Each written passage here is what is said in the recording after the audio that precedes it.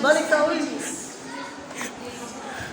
So, it's about exploring post-merger integration strategies. So, what is post-merger integration? So, post-merger integration is a crucial phase after completing a acquisition aiming to harmonize operations, cultures, and systems between the acquiring and acquired companies. Implementing effective integration strategies ensures a smooth transaction and maximize the chance of success. So, ang galing post-merger integration, mo na si ang murag crucial phase ni si on completing a acquisitions with a company.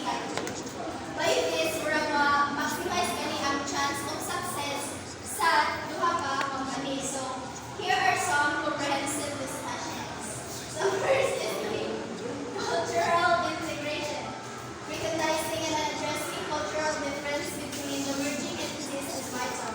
Developing a shared vision, values, and norms can foster collaboration and minimize conflict. So, this is a cultural integration by recognizing sa ilang cultures difference kung murag mas ma-align ganing bagay. O, example, need mo dyan nato kuan murag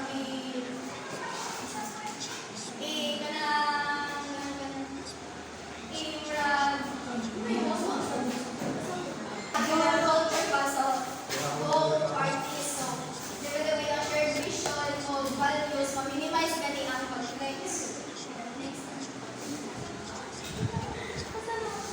Next is the communication and transparency. So open and transparent communication is the key. Keeping employees informed about changes, milestones, and the integration process helps elevate uncertainty and boost morale. So there is a communication and transparency. Ang open or transparent na communication mo dyan ang ibalik key to success kay murag makita niya ang employees na inform about sa changes o sa milestones. So by the companies na maka-communicate, murag mag-reduce ka ni siya of fear and uncertainty, mag-build siya of trust sa companies, and also it solves problems faster na ma-improve po ang collaboration sa mga companies. Next is the leadership and team alignment. Aligning leadership and forming cross-functional integration teams with representatives from both companies can facilitate decision-making, streamline processes, and ensure continuity. So, there is sa leadership and team alignment.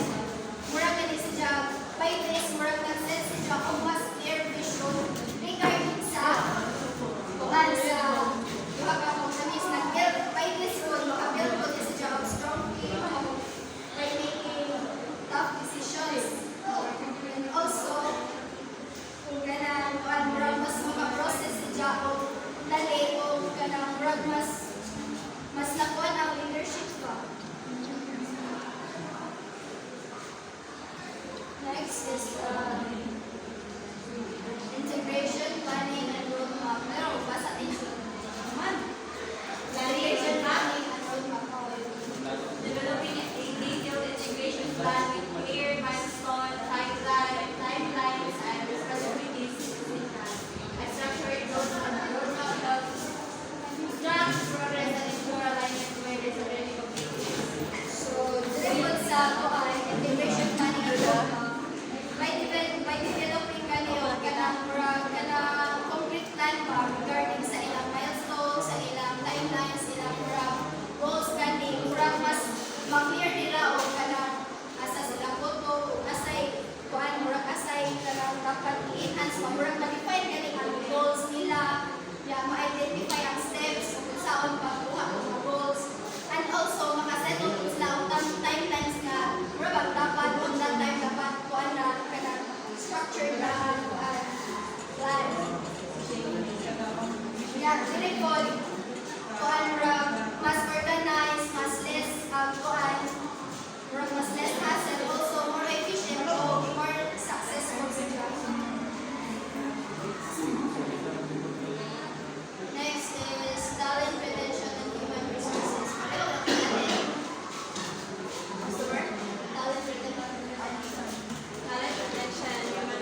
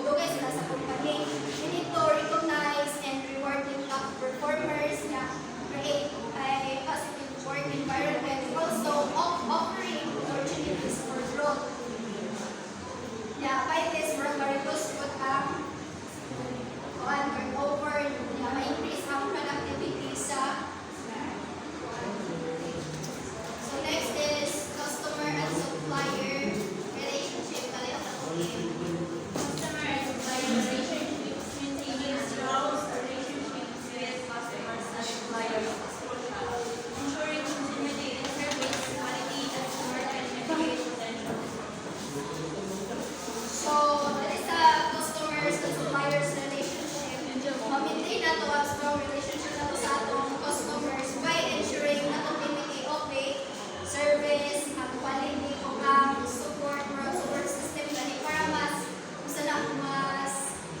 ma-mitigate ang potential disruptions. So, we need to maintain the existing relationships and providing excellent service kay para murag mag-focus na murag na-satisfy sila sa services na i-offer ba. And by this goal, ma-increase ang revenue, ma-reduce ang cost, improve ang reputation of smoother simbahan and motivation.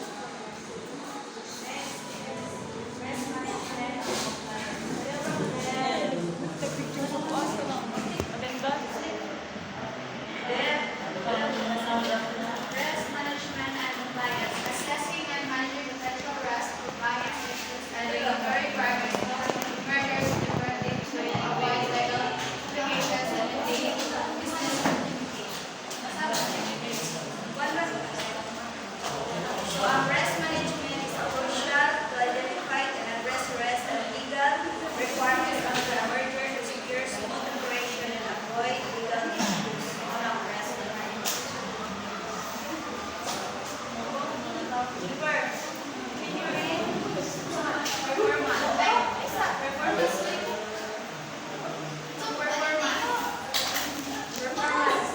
Performance measurement and review. Establishing KPIs and performance measurements to track processes of integration and control and coordinated implementation of strategies and matrix for the participants.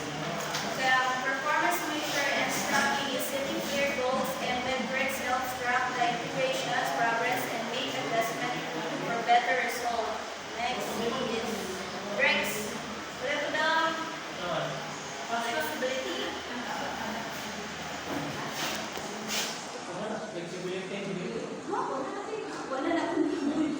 Flexibility and adaptability.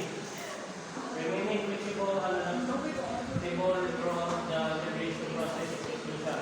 Being open to changes and adjusting strategies based on feedback and evolving circumstances improves the chances of success.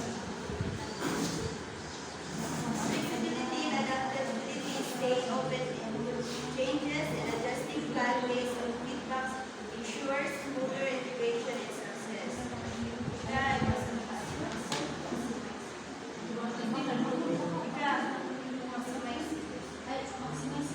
Maximizing value from acquisition and strategies aimed at optimizing the benefits derived from the acquired company.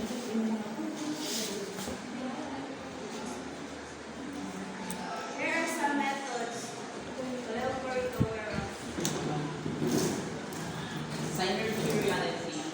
Actively pursuing and realizing synergies such as cost reductions, revenue enhancements, and operational efficiencies identified during the due diligence process. Synergy realization, combining resource and efforts from both companies to reduce costs, boost revenue, and improve efficiency. Next is talent retention and integration. Retaining great talent from the acquired company and integrating their skill and expertise into the acquiring organization helps in delivering valuable resources. So talent retention, integration, keeping key employees and using their skills strengthen in the company, combined company.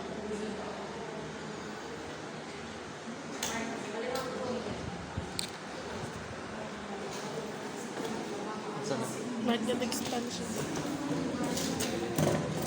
Market expansion and diversification.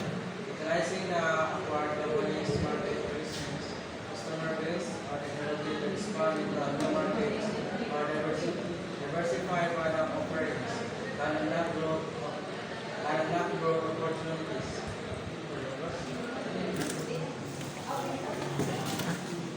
Innovation and R&D collaboration. Collaboration between research and development teams from both companies can drive innovation and operational improvements, implementing best practices, streamlining processes, and adapting efficient operational strategies from the acquired company can enhance overall performance. Marketing expansion and diversification using acquired companies, great helps enter new markets or offer new product. And the innovation and R&D collaboration is teaming up research and development creates new ideas with product creation.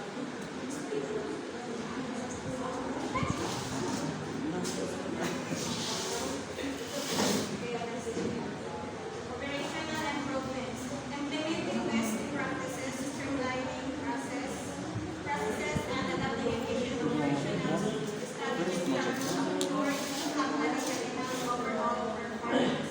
So, mao ni siya sa usapang ito na the business needs to improve their operations para ma-increase ang ilang efficiency and to have a bigger results sa overall performance sa ilang businesses. Brand and reputation management. Leveraging brand value and reputation of acquired company to strengthen the combined entities, market positioning, and customer trust. So, kung ilang i-monitor ang mga brand mentions, mga reviews sa ilang product, or makakuha silang feedback sa mga customers. Financial optimization. Optimizing financial structures, capital allocation, and resource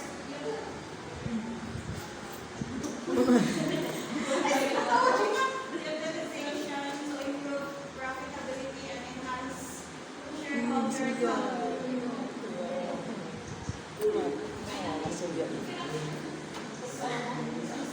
Ano ni ang best way to manage money and achieve like making the most profit, spending the less.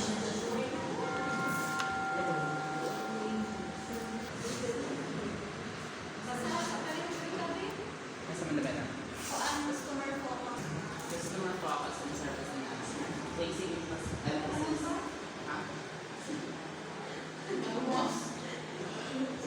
Placing emphasis on customer needs, enhancing service quality, and leveraging the combined capabilities to deliver enhanced